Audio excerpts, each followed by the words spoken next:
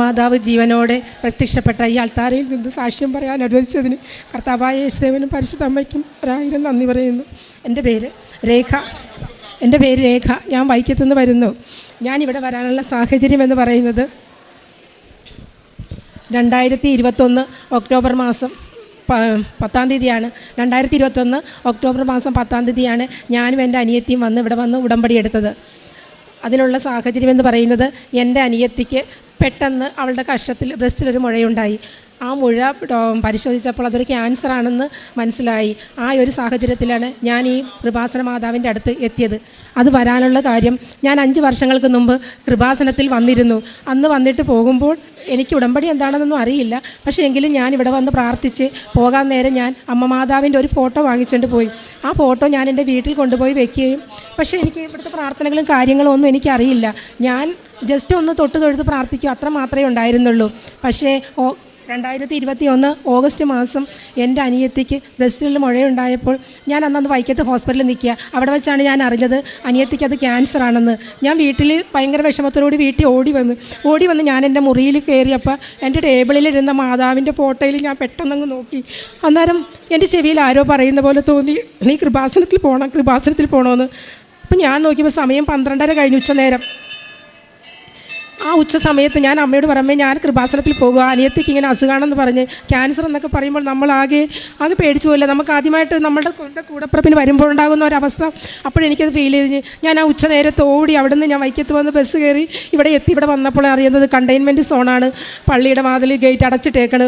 എനിക്ക് ഒരുപാട് വിഷമായി. ഞാൻ അമ്മ മാതാവിൻ്റെ ആ ഗേറ്റിൽ നിന്നുകൊണ്ട് പൊട്ടിക്കരഞ്ഞുകൊണ്ട് പറഞ്ഞു, അമ്മേ, ഈ നട്ടുച്ച നേരത്ത് ഞാൻ നിന്നെ കാണാൻ ഇവിടെ വന്നപ്പോൾ എനിക്ക് അമ്മയെ ഒന്ന് കാണാൻ പോലും പറ്റിയില്ലല്ലോ അമ്മേ എന്ന് ഞാൻ ചോദിച്ചു.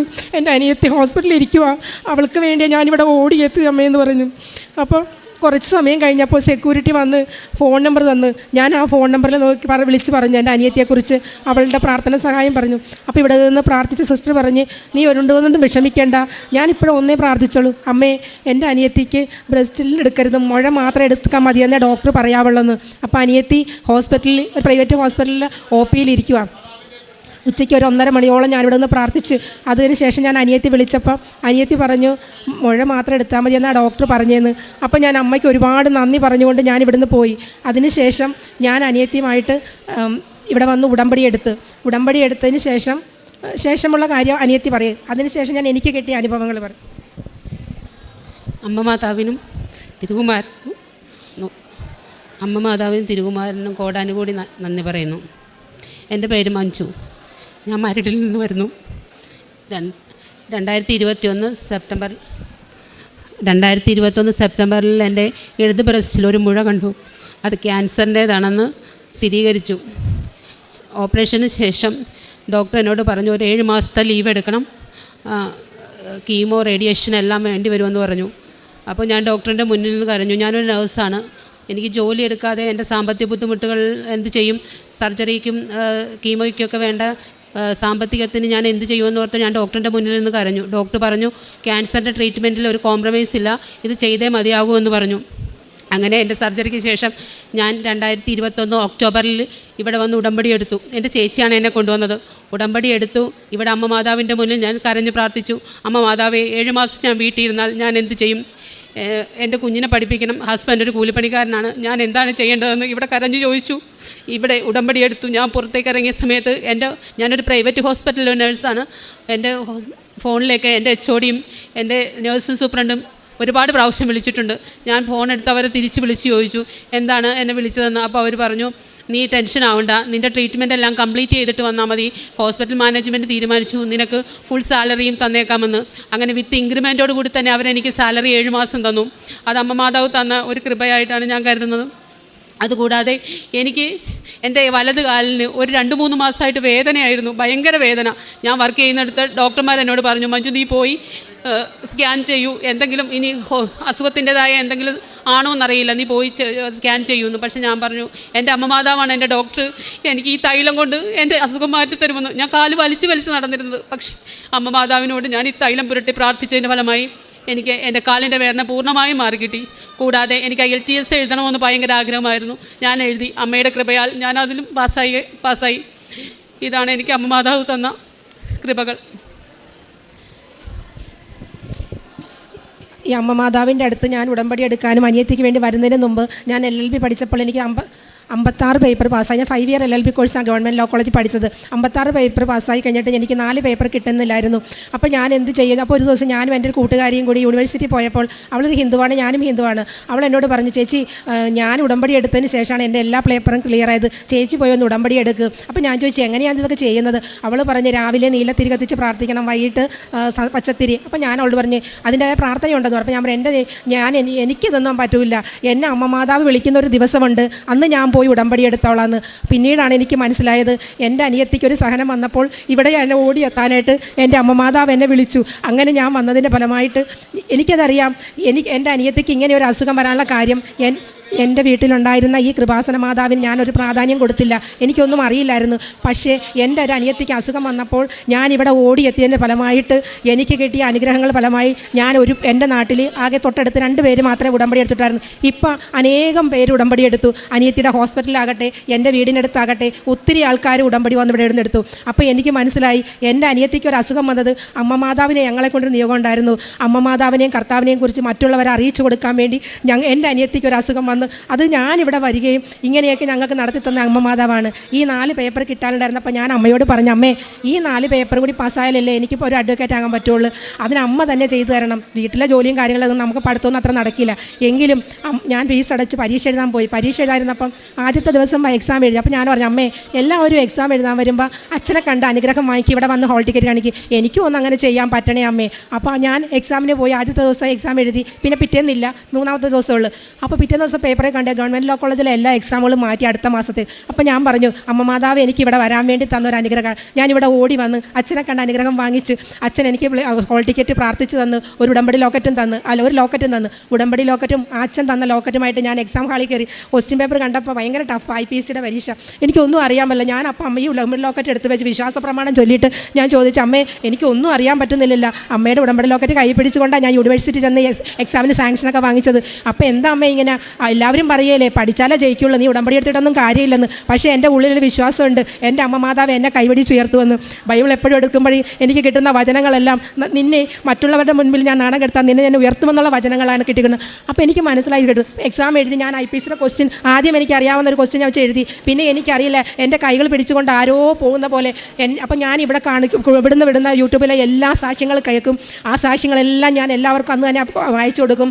ഇവിടുത്തെ ചൊവ്വാഴ്ചത്തെ ഉടമ്പടി ധ്യാനം എന്നും മുടങ്ങാതെ കേൾക്കും. ഇന്ന് പകുതി കേട്ടില്ലെങ്കിൽ നാളെ കൊണ്ട് തീർത്ത് ഞാൻ കേൾക്കും. അത് ഞാൻ അയച്ചു കൊടുക്കും. അപ്പോഴൊക്കെ ഞാൻ കേൾക്കാറുണ്ട്. ആൾക്കാരെല്ലാവരും പറയും, പിള്ളേർ IELTS OET കമ്പ്യൂട്ടർ എഞ്ചിനീയർ എങ്ങനെ എല്ലാ പിള്ളേരും പറയും എക്സാമിന് അമ്മ വന്ന് സഹായിച്ചത്. അപ്പോൾ എനിക്ക് മനസ്സിലായി, എൻ്റെ കൈകൾ പിടിച്ചുകൊണ്ട് പോണത് ആരോ, എൻ്റെ അമ്മ. ഞാൻ നോക്കിയപ്പോൾ 54 പേജ് ഞാൻ എഴുതി തീർത്ത്, ഒരു വെട്ടും തിരുത്തലില്ലാതെ മനോഹരമായ ഹാൻഡ് റൈറ്റിംഗ് IPSC ഒന്നും വെറുതെ അറിയാൻ മേല ഞാൻ എഴുതിയ എന്താ അല്ലെങ്കിൽ 3 പരീക്ഷ എഴുതി പാസ്സായി. ഞാൻ പരീക്ഷ എഴുതി ഹോൾ ടിക്കറ്റ് കൊണ്ട് അമ്മ മാതാവിൻ്റെ നട വെച്ചിട്ട് ഞാൻ അമ്മേ എൻ്റെ യോഗ്യതയിലില്ല, അച്ഛൻ പറയുമ്പോൾ നിൻ്റെ കൃപയിൽ മാത്രമേ ഞാൻ പാസ്സാകുള്ളൂ, അതുകൊണ്ട് എനിക്ക് വെറും 150 മാർക്ക് മതി കിട്ടായും ആ പേപ്പർ പാസ്സാകാനെന്ന്.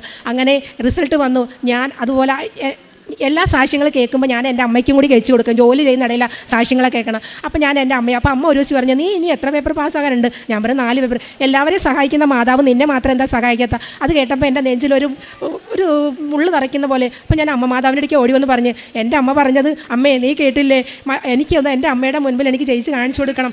അങ്ങനെ പക്ഷേ അത് പറഞ്ഞ് ഒരാഴ്ച കഴിഞ്ഞപ്പോൾ എൻ്റെ അമ്മ മരിച്ചുപോയി. അതെനിക്ക് വല്ലാത്ത വിഷമായിരുന്നു. ഞാനപ്പോൾ എന്നും അമ്മ മാതാവിനോട് പറയും, എൻ്റെ അമ്മയുടെ ആണ്ടിന് മുമ്പ്, ഞാനൊരു ഹിന്ദുവാണ് ഞങ്ങൾ, അപ്പം അമ്മയുടെ ആണ്ടിന് മുമ്പ് എനിക്ക് ബലിയിടുമ്പോൾ ഇത് പറയണമെന്ന്. പക്ഷേ അന്ന് അതുപോലെ അമ്മയുടെ ആണ്ട് വന്നതിൻ്റെ ഫെബ്രുവരി 5-ാം തീയതി ആണ്ടായിരുന്നു. ഫെബ്രുവരി 6-ാം തീയതി വീട്ടിലെല്ലാവരും ഉണ്ടായിരുന്നു. എനിക്ക് ഫോണൊന്നും നോക്കാൻ പറ്റില്ല. 7-ാം തീയതി സായന്ന പ്രാർത്ഥന ചൊല്ലിക്കൊണ്ടിരുന്നപ്പോൾ ചൊല്ലിയതിന് ശേഷം എൻ്റെ ചെവിയിൽ എന്തോ ആരോ പറയുന്ന പോലെ, നീ റിസൾട്ട് നോക്ക്. ഞാൻ റിസൾട്ട് നോക്കിയപ്പോൾ ഫുൾ പാസിൽ എൻ്റെ ഇത് കിടക്കുന്നു നമ്പർ. എനിക്ക് ഭയങ്കര സന്തോഷമായി. യൂണിവേഴ്സിറ്റിയിലേക്ക് വിളിച്ച് ചോദിയപ്പോൾ ഈ 150 ചോദിച്ചതിന് എനിക്ക് 6 മാർക്ക് ഉള്ളിട്ട് 156 മാർക്ക് കിട്ടി. അതൊക്കെ എനിക്ക് അമ്മ തന്ന അനുഗ്രഹങ്ങളാണ്. പിന്നെ എൻ്റെ അനിയത്തിക്ക് ക്യാൻസറായിരുന്നപ്പോൾ ഇവൾ ഹീമോ ചെയ്തപ്പോൾ ഇവൾക്ക് ഭയങ്കര പ്രശ്നങ്ങളായിരുന്നു. ഛർദിലും വയറുവേദനയും ഭയങ്കര കരച്ചിലായിരുന്നു. അപ്പോൾ ഇവിടെ അച്ഛൻ പറയാറുണ്ട്, ഉടമ്പടി എടുത്തു കഴിഞ്ഞാൽ സഞ്ചാരി മാതാവ് കൂടെ വരുമെന്നും. ഒരു ദിവസം രാത്രി 12 മണിയായി കാണും. ഞാൻ ഇവളുടെ കരച്ചിലും കണ്ടപ്പോൾ ഞാൻ പറഞ്ഞു, അമ്മേ അച്ഛൻ പറയാറില്ലേ ഉടമ്പടി എടുത്താൽ സഞ്ചാരി മാതാവ് കൂടെ വരുമെന്ന്. എൻ്റെ അനിയത്തി ഇത്രയ്ക്ക് കഷ്ടപ്പെട്ടിട്ട് വേദന കൊണ്ട് കഴിഞ്ഞിട്ട് എൻ്റെ വീട്ടിലൊന്നും വന്നില്ലല്ലോ എന്നും. കുറച്ച് കഴിഞ്ഞപ്പോൾ പിന്നെ റൂമിലെ എയർ ഹോളിലൂടെ ഒരു മിനാമിനിങ്ങിൻ്റെ പ്രകാശം എൻ്റെ വീടിൻ്റെ അകത്തേക്ക് കയറുന്നു. മിനാമിനിങ് ആണല്ലോ എന്ന് ഓർത്ത് ഞാൻ ഇങ്ങനെ ബെഡ്ഷീറ്റ് കൊണ്ട് മുഖം അടച്ചിട്ട് കിടന്ന് പെട്ടെന്ന് വിൻഡോയിൽ ആരോ ടക്ക് ടക്കെന്ന് അടിക്കുന്ന ശബ്ദം കേട്ട് ഞാൻ ഓർത്തത് ആരെ വിൻഡോയിൽ അടിക്കണം. ഞാൻ കണ്ണു തുറന്ന് നോക്കിയപ്പം റൂമിൻ്റെ ബെർത്തിൽ ഭയങ്കരമായ ഒരു പ്രകാശം. ഒരു മിനാമിനിങ് കത്തി നിന്നാൽ അത്രയും ഒരു പ്രകാശം വരില്ല. എനിക്കപ്പം മനസ്സിലായി ഇതൊരു ഞാനിവിടെ സാക്ഷ്യത്തിൽ കേൾക്കാറുണ്ട് പ്രകാശമായിട്ടൊക്കെ അമ്മമാതാവ് വരുമെന്ന്. അപ്പോൾ എൻ്റെ മനസ്സിലാര് പറയുന്നത് അമ്മമാതാവാണ്. ഞാൻ നോക്കുമ്പോൾ മേശപ്പുറത്ത് വെച്ചിരിക്കുന്ന അമ്മമാതാവിൻ്റെ ഫോട്ടോയുടെ തൊട്ട് പുറകിൽ ഇങ്ങനെ വന്ന് ഫോട്ടോയുടെ പുറകിൽ അമ്മമാതാവിൻ്റെ ഫോട്ടോ ഇതാണെങ്കിൽ ഈ ഫോട്ടോയുടെ പുറകിൽ വന്ന് ഇത്രയും നീളമുള്ള ഒരു പ്രകാശം, ഒരിക്കലും അതൊരു മിന്നാമിനിങ്ങല്ല, ആ പ്രകാശം ഇങ്ങനെ വന്ന് നിന്നപ്പോൾ ഞാൻ അറിയാതെ ബെഡിൽ നിന്ന് എഴുന്നേറ്റ് അവിടെ മുട്ടുകുത്തി നിന്ന് ഞാൻ പ്രാർത്ഥിച്ചു. എനിക്ക് ആരെയും വിളിക്കാൻ ഒന്നും തോന്നിയില്ല. പെട്ടെന്ന് ഞാൻ ലൈറ്റ് ഓണാക്കി ഓഫാക്കുകയും ചെയ്തു. പിന്നെ ആ പ്രകാശമേ കണ്ടില്ല. ഓടി ഞാൻ വരുമ്പോൾ ഇവൾ കരഞ്ഞണ്ടിരിക്കുക, കിടക്കാൻ പറ്റുന്നില്ല, കീമോ ചെയ്തതിൻ്റെ വിഷമം. ഞാൻ വന്ന് തൈലം തൊട്ട് പ്രാർത്ഥിച്ച് അമ്മമാതാവിനോട് പറഞ്ഞു, അമ്മമാതാവേ ഇവൾ സുഖമായിട്ട് ഉറങ്ങണേ, നേരം വെളുത്ത് കഴിഞ്ഞ് എഴുന്നേക്കാവുള്ളെന്ന്. അങ്ങനെ അതുപോലെ തന്നെ സംഭവിച്ചു. അങ്ങനെ ഇത്രയൊക്കെ അനുഗ്രഹങ്ങൾ തന്ന പിന്നെ പ്രാർത്ഥന നേർച്ച വസ്തുക്കളുടെ ഉപയോഗം. എൻ്റെ മോളുടെ കൈയുടെ വലത് കയ്യിൽ ഒരു മുഴയുണ്ടായിരുന്നു. ഞാനത് വൈക്കത്തെ ഹോസ്പിറ്റലിലെ ഓർത്തോ ഡോക്ടറെ കൊണ്ടേ കാണിച്ചു. ഡോക്ടർ പറഞ്ഞ് ഇവിടെ അഡ്മിറ്റ് ആകണം, കീറിക്കളയണം. എനിക്കത് കേട്ടപ്പോൾ പേടിയായിപ്പോയി. ഞാൻ വീട്ടിൽ വന്നപ്പോൾ എല്ലാവരും എന്നോട് പറഞ്ഞു നീ മോളെ ശ്രദ്ധിച്ചില്ലെന്ന്. തൃപ്പൂണിത്തുള്ള ഹോസ്പിറ്റലിൽ കൊണ്ടേ കാണിച്ചപ്പോൾ ഡോക്ടറും പറഞ്ഞ് കീറിക്കളയണമെന്ന്. എന്നിട്ട് ആ ഡോക്ടർ എന്ന് മരുന്നപ്പോൾ ആ മുഴ അങ്ങ് താന്നു പോയി. അതിനുശേഷം വീണ്ടും ആ മുഴ പൊങ്ങി വന്നു. അപ്പോഴും ഞാൻ ഡോക്ടറേക്ക് പോകാൻ വീട്ടിൽ പറഞ്ഞപ്പോൾ ഞാൻ പറഞ്ഞു ഇല്ല, എൻ്റെ ഡോക്ടർ എൻ്റെ അമ്മയാണ്, അമ്മയുടെ ഈ തൈലം ഞാൻ തൊട്ട് കഴിഞ്ഞ് 3-ാമത്തെ ദിവസം ഈ മുഴ താന്നു പോകുമെന്ന് ഞാൻ പറഞ്ഞു. അതുപോലെ അമ്മമാതാവിൻ്റെ തൈലം തൊട്ട് പ്രാർത്ഥിച്ചപ്പോൾ ആ മുഴ താന്നു പോയി. എൻ്റെ മോളുടെ കയ്യിൽ പിന്നീട് ഒന്നും വന്നിട്ടില്ല. പിന്നെ പത്രം ഞാൻ ആദ്യമൊക്കെ ഞങ്ങളുടെ അടുത്തുള്ളവരൊന്നും ഉടമ്പടി എടുത്തിട്ടില്ലായിരുന്നു.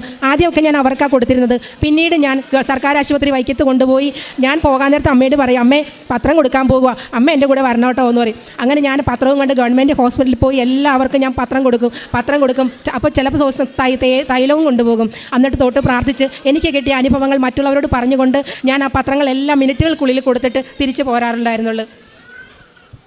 അതിനുശേഷം ഉപ്പ് എൻ്റെ ചേട്ടൻ്റെ വീട്ടിലെ റംബുട്ടാൻ മരത്തെ നിറയെ കാട്ടുകടന്നൽ കൂടിയെന്ന്. ഇതിനെ കളയാൻ ഒരു നിവർത്തിയില്ല. അപ്പോൾ ചേച്ചി ഉടമ്പടി എടുത്തതാണ്. ഞാൻ ചേച്ചീനോട് പറഞ്ഞു ചേച്ചി അച്ഛൻ പറയാറുണ്ട് നിങ്ങളുടെ വീട്ടിൽ എന്തെങ്കിലും പ്രാണികളുടെ ശല്യമോ പാമ്പിൻ്റെ ശല്യമൊക്കെ വരുമ്പോൾ ഈ ഉപ്പിട്ട് പ്രാർത്ഥിച്ച് വിശ്വാസപ്രമാണം ചൊല്ലിയാൽ മതിയല്ലോ എന്ന് ഞാൻ ചേച്ചിയോട് പറഞ്ഞപ്പോൾ ചേച്ചി അതൊരു ചിരിച്ച്. പിന്നെ ചേച്ചി 3 ദിവസം അടുപ്പിച്ച് ആ റംബുട്ടാൻ്റെ ചുറ്റിനും ഉപ്പിട്ട് വിശ്വാസപ്രമാണം ചൊല്ലി. അത് കഴിഞ്ഞ് ഞാൻ അവിടെ പോയ പാലെടുത്തുകൊണ്ട് പറഞ്ഞ ചേട്ടൻ അവിടെ കൊണ്ട് പാൽ വെക്കും. ആ പാലെടുക്കാൻ ചെന്നപ്പോൾ ഞാനൊരു ദിവസം എൻ്റെ വീട്ടിൽ നിന്ന് ഉപ്പെടുത്ത് കൊണ്ടുപോയി ഞാൻ എടുത്തിട്ട് പ്രാർത്ഥിച്ച്. 2-3 ദിവസം കഴിഞ്ഞപ്പോൾ ഞാൻ എൻ്റെ മനസ്സിൽ തോന്നി, പെട്ടെന്ന് എൻ്റെ മനസ്സിലേക്ക് ഒരു സ്ട്രൈക്ക് ചെയ്ത് അവിടുത്തെ വീട്ടിലെ റംബുട്ടാൻ മരത്തിലെ തേനീച്ച ഈ കടന്നലിനെ കുറിച്ച്.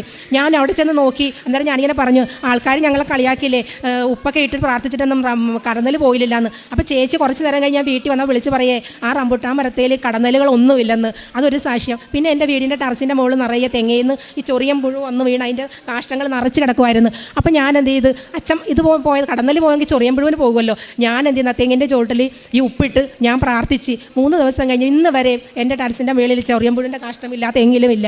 പിന്നെ ഇത്രയൊക്കെയാണ് അനുഗ്രഹങ്ങൾ തന്ന എൻ്റെ അമ്മ മാതാവിനും കർത്താവിനും ഒരു 100,000 നന്ദി പറഞ്ഞുകൊണ്ട് ഞങ്ങൾ ഞങ്ങളുടെ സാക്ഷ്യങ്ങൾ നിർത്തുന്നു.